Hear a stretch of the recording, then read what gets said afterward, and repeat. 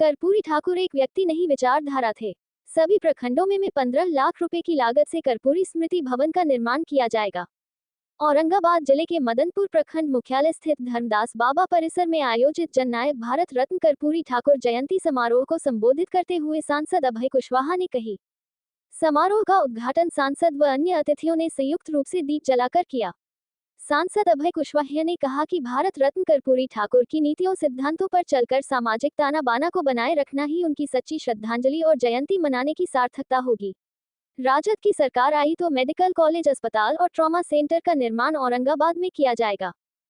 इस 11 प्रखंड में जननायक कर्पूरी ठाकुर जी की स्मृति भवन, बाबा साहेब भीमराव अम्बेडकर जी की स्मृति भवन, अमर शहीद बिहार ले जगदेव बाबू की स्मृति भवन निश्चित तौर पर 11 प्रखंड में आपने जो हमें ताकत दिया है, आशीर्वाद दिया है, उसके चलते निश्चित तौर पर बनेगा। निश्चित तौर पर समय तो थोड़ा देना ही होगा ना। 75 साल के सुखाड़ आ गया, तब 5 साल में कितना बाढ़ आई, लेकिन तैयो जो सोचे नहीं लोग हैं उससे ज्यादा बात तो करिए देते। कर्पूरी विचार विकास मंच के भवन का जीर्णोद्धार किया जाएगा। इस अवसर पर लोजपा के प्रदेश महासचिव प्रमोद कुमार सिंह ने कहा कि जननायक कर्पूरी ठाकुर को भारत रत्न प्रधानमंत्री नरेंद्र मोदी के द्वारा दिया गया। इस सम्मान ने बिहार को गौरवान्वित करने का काम किया है। पीएम नरेंद्र मोदी व सीएम नीतीश कुमार दोनों कर्पूरी ठाकुर के बताए रास्ते पर चलकर देश व बिहार का विकास कर रहे हैं। कार्यक्रम के पहले कर्पूरी ठाकुर की तस्वीर पर पुष्प अर्पित किए गए। धर्मदास बाबा की पूजा अर्चना की गई। कर्पूरी ठाकुर ने गरीबों को हक और अधिकार दिया। एमएलसी बेतिया से आई एमएलसी डॉक्टर उर्मिला ठाकुर ने कहा कि जननायक भारत रत्न पूर्व मुख्यमंत्री कर्पूरी ठाकुर गरीबों के हक और अधिकार दिए, आरक्षण का प्रावधान किए, जिसका लाभ अति पिछड़ा वर्ग के लोग उठा रहे हैं। कर्पूरी ठाकुर का जीवन गरीबी में बीता और संघर्ष करते बिहार का मुख्यमंत्री बने। नाई समाज के लोग आज भी सबसे विकास से पिछड़ा हुआ है। उन्होंने कहा अपने बच्चे बच्चियों को पढ़ाएं, तभी वे अधिक और कर्तव्य को समझेंगे। हक मांगने से नहीं बल्कि इसके लिए लड़ना पड़ता है। जब लालू यादव 1990 में सत्ता में आए तब समाज व्यवस्था में परिवर्तन आया है। गरीब, गुरबा, शोषित, पीड़ित, समाज के उपेक्षित लोगों को बोलने की आवाज मिलने लगा है।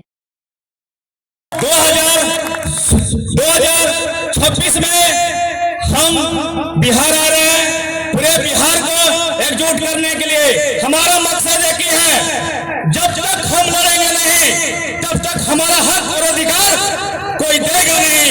याद रहे, ये वही धरती है जहां से नंदवंशी, जहां से जननायक कर्पूरी ठाकुर पैदा हुए हैं, और आज हमारे जात के लोगों को इग्नोर किया जाता है।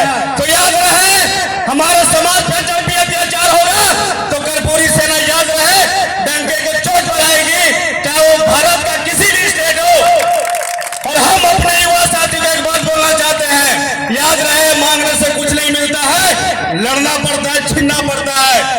और मैंने कहा, आज भी इस मंच से कह रहा हूं, अगर आप अपनी सरकार बना लिए इस बार, औरंगाबाद से अगर आपकी सरकार बनी 2025 में, तो 2026 में औरंगाबाद में मेडिकल कॉलेज का हम शिलान्यास करेंगे।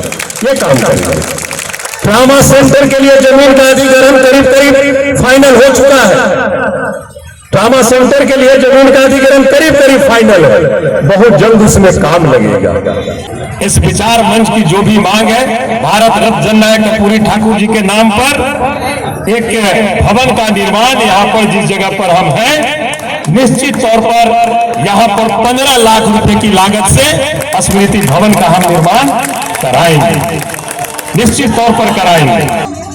जननायक कर्पूरी ठाकुर जी का जन्म 1924 में 24 जनवरी 1924 को पितुजिया गांव में हुआ, जिसको बाबू लालू प्रसाद यादव ने वहां पर जीकेपी डिग्री कॉलेज में कर्पूरी, वहां पर गोकुल कर्पूरी फुलेश्वरी डिग्री महाविद्यालय, जिसमें मैं 12 साल जननायक जी की सेवा करने का काम की थी। केमिस्ट्री में हेड ऑफ डिपार्टमेंट रही थी और मैं देखी वहां जननायक जी के घर तक जाने का रास्ता नहीं था, जिसको तोड़ करके अब स्मृति भवन बनाया गया है। जननायक कर्पूरी ठाकुर झोपड़ी में पैदा लिए, झोपड़ी में शहीद हुए। पिता का नाम गोकुल ठाकुर, माता का नाम राम दुलारी देवी, पत्नी का नाम फुलेश्वरी देवी, और उनको 2 बेटा, बड़े का नाम रामनाथ ठाकुर, छोटे का नाम जो डॉक्टर है अब रिटायर किए वीरेंद्र ठाकुर, बेटी का नाम रेणु देवी। यही उनका परिवार था। लेकिन परिवार को उन्होंने कभी परिवार नहीं देखे, वो समाज को देखे, हमेशा चिंतित रहे। हमेशा जो है उन्होंने, एक बार उनकी पत्नी बहुत बीमार पड़ गई, विश्वास नहीं होगा आपको, वो सरकारी गाड़ी से उनको नहीं भेजे, जीप मिला हुआ था, नहीं भेजे। मुख्यमंत्री की पत्नी ठेला पर चढ़ करके हॉस्पिटल गई थी। कोई विश्वास करेंगे? यह है ईमानदारी, यह है सादगी, यह है जननायक। आज के डेट में जननायक बनना कल्पना से बाहर है, और जननायक जी के बारे में बोलना सूरज को दिया दिखाने के बराबर है। इसलिए हम कहना चाहेंगे, जननायक जी हमेशा चिंतित रहते थे, सोचते थे कि वोट, वो नारा देते थे, वोट का राज छोट का राज, पिछड़ा पावे 100 में 60, वोट हमारा राज तुम्हारा नहीं चलेगा, नहीं चलेगा।